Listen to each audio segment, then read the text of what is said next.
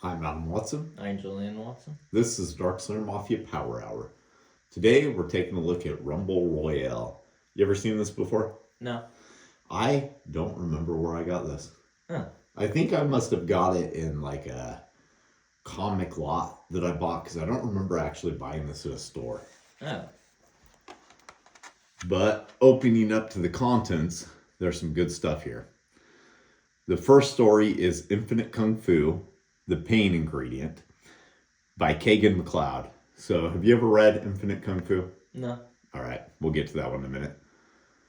Monster Cops and Once a Dracula by Chip Zdarsky, who went on to be a big name. Yeah. Doppelganger by Ben Shannon.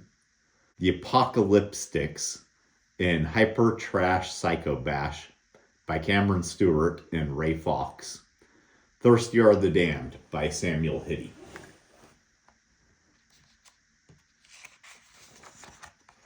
So, Infinite Kung Fu, I first came across this in a comic buy I did, where there were just 3 random issues of these weird, oversized. I say weird because they're like long and tall, but about the same width as normal comics. Oh. And I devoured them, like immediately upon reading them, right? Yeah. It turned out the entire series wasn't printed that way. You actually have to get the top shelf trade paperback in order to read it the whole way. Luckily for me, about 2 weeks after that, there was a Comic-Con where I found the whole thing for $5. Nice. Great spend of $5. It's a great series. So, Infinite Kung Fu is a zombie apocalypse set in a world where Kung Fu actually grants you like weird abilities. Like one of the fighters in it has the ability to detach his limbs and head. Things like that, you know? Yeah. Yeah, so it starts off with the immortals taking their pupils to a master chef they know so that he can cook them a feast. And while there, the apprentices immediately get a little bit greedy because they've never tasted food that tastes this good. Ask the master chef what his secret ingredient is, and then they swipe it and just start pouring it all over their food, despite the fact that they're not supposed to be acting like that. Yeah. Yeah. And then the immortals reveal that they're actually there to do a job. So it seems that the master chef's ancestors have just been coming back to life. Huh. Been coming back to life and attacking people. You know, zombies. Yeah. Yeah. This guy has been dead for quite some time, as you can tell by the fact that he's basically just muscle and bone at this point. Yeah. So he's nice and easy for them to take out, but they're showing that you can't just take him out in a standard way. You know, you stab him through the chest, not going to work. Things like that. Yeah. You actually have to destroy the entirety of it. So it turns out that the master chef's sons were on the verge of dying. And he knew they were going to become these zombie things and didn't have the heart to kill his own kids. So that's actually why they're there. Yeah. The immortals tell them to use techniques that are something they didn't teach them in order to defeat them. And the apprentices are stupid enough to use forbidden techniques that they're not supposed to know. Poison techniques. So the immortals decide to lock them up in the basement with all of the dead. So that's such great grayscaling in it. Yeah. I don't have any complaints about the artwork or the writing in this story. I've read the whole thing in a couple of different formats now, you know, because I didn't know I had this version too. And then Monster Cops. So Frankenstein, Dracula, and the Wolfman descend on Metroville. And no one knows what to do. They're just terrorizing the whole thing. Mulder and Scully are clearly there. Doesn't that look like it's supposed to be Mulder and Scully? I think so. Yeah, I'm pretty sure it's supposed to be. This is early 2000s, so X-Files will still be very relevant. The commissioner of police decides he's going to take matters into his own hands and goes up to have it out with him. You think he's going to punch him, but instead he decides to talk to him and hear him out. Do you notice the commissioner looking like anybody? Commissioner Gordon? Yeah. These are great silhouettes that show their transformation scene. Yeah. The commissioner transforms them into monster cops. I love everything about this. Yeah.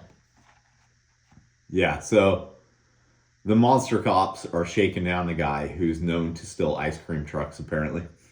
Or at least they think that he stole the ice cream truck.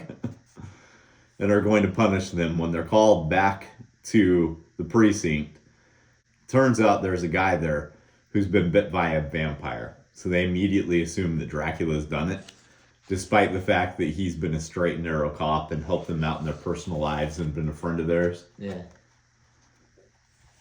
And he's not going to stand for just being accused and not doing anything, so he takes off, leaving a sad and stupid Frankenstein to track him down.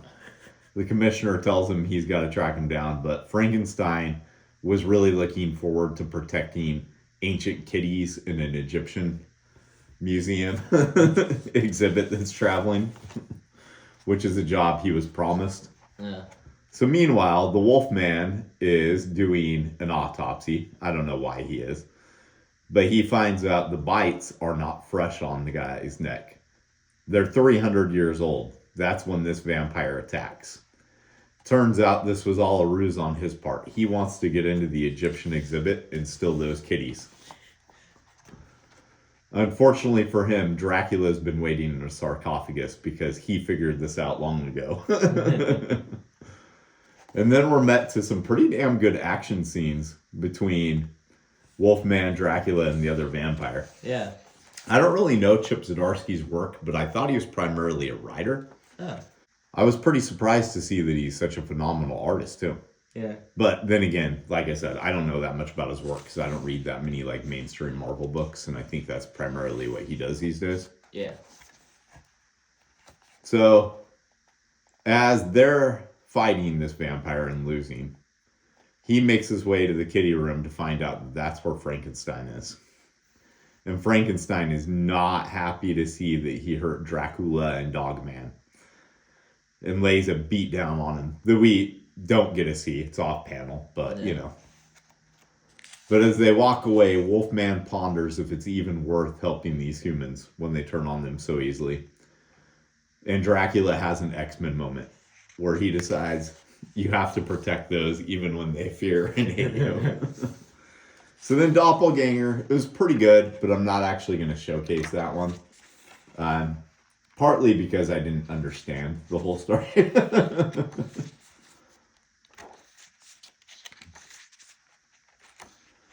And then, yeah, Apocalyptics, I'll show a couple of pages of, but it's not one I'm going to fully go into either.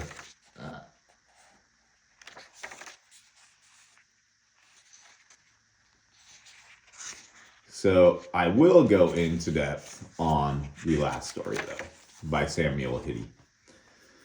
So we featured a book of his on the channel a couple of months ago. It was El Tiempo in Times, I think is what the name of it was. Oh. I, at the time, stated I wanted to see more of this guy's work. I want more of this, right? Yeah. I'm not disappointed at all artwork-wise.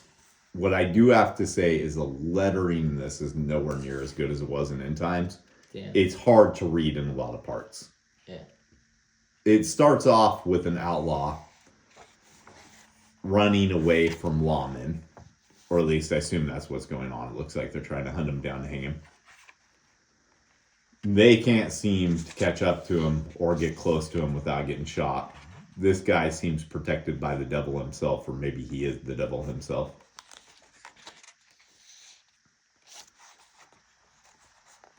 And all he wants is water. He starts going towards where he thinks water is going to be. No water in his canteen, so he throws it on the ground. That's something you see in Westerns. It's like, I don't think they would have wanted to throw down their canteen for when they did find the water, you know? Yeah. He's going through the desert, dehydrated as can be. His horse is dehydrated, he's dehydrated, and all he can think is aqua. Beautiful splash page. Yeah. The artwork in this is just excellent. And I do wonder if this were printed at a larger size, if the lettering would be easier to read. It's easy enough to make out words like aqua, but it's in the beginning when there's so many words that are so close together Yeah. that is a little bit more of a struggle of. So finally, he finds a fountain in the middle of the desert and starts drinking from it. And you might notice this guy's face is looking a little bit fucked up. Turns out he's already a skeleton. What I don't know is if he died while he was going through the desert or if he was always dead like this. His horse is dead, I know that.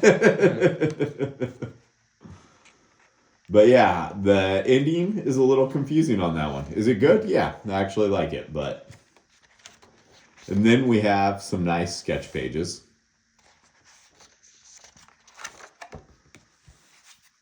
So, like I said, with graphic novels, a little bit more of a review style than what we're doing with single issues. I'd recommend that you pick this up if you find it, just for the Infinite Kung Fu, the Samuel Hiti, and the Monster Cops. Yeah. However, if any of those are available in a different format that's slightly larger, I would recommend getting them that way. I know Infinite Kung Fu is because I own it that way. Yeah. I don't know if the others are. I hope there's more Monster Cops. I want to see more of that. And I hope that I can find more Samuel Hiti comics because the artwork is astounding. The writing's good. The only complaint I have is just that the lettering. The other two stories were a little bit more meh. Still enjoyable enough to read, but not anything spectacular or amazing. Nah. You got anything else? Nope. All right, let's go make some comics. We didn't create the comics that were featured in today's episode, but we did create these. Check out Ghost Assassin in the Cards and the Chihuahua Who Flew Away mini comic, both of which were written by me. The Chihuahua Who Flew Away was illustrated by me.